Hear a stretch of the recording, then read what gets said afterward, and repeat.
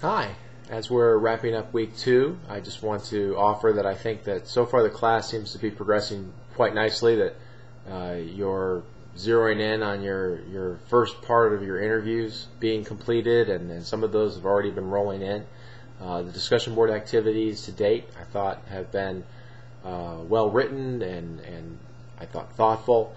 As we move forward, we're going to start to apply what we've learned in these first 2 weeks. So in the first 2 weeks we spent a lot of time learning about different types of moral dilemma discussion and 2 lenses that we're going to be using to think about more complicated cases that are coming. So we've talked about the decision-making model, we've talked about the schema model. Now, as we turn the page and move into next week, the first thing on our agenda for next Monday is going to be an actual case study that took place in a school that some of you may be familiar with because it got quite a lot of attention in the press. So now as we move into a more sophisticated case study model after the weekend, I'll be looking for you to understand all the different players involved, to try to think about what their individual motivations are. And one way to think about that is to use a decision-making model and a schema model.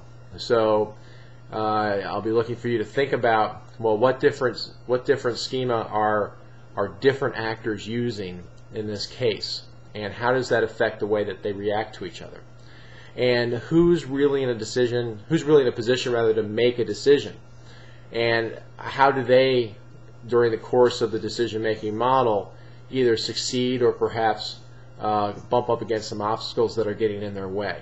So you can, as you look at these more complicated studies, think about things like the cave dilemma and the trolley dilemma as a reminder of how the decision-making model works, and to make comparisons to help pull it all together. As the discussion board progresses then with these more complicated cases, I'll be looking for you to your analysis to become a bit more sophisticated as well. So good job for the first 2 weeks, and I'm looking forward to see how you handle a bit more difficult case moving into Monday.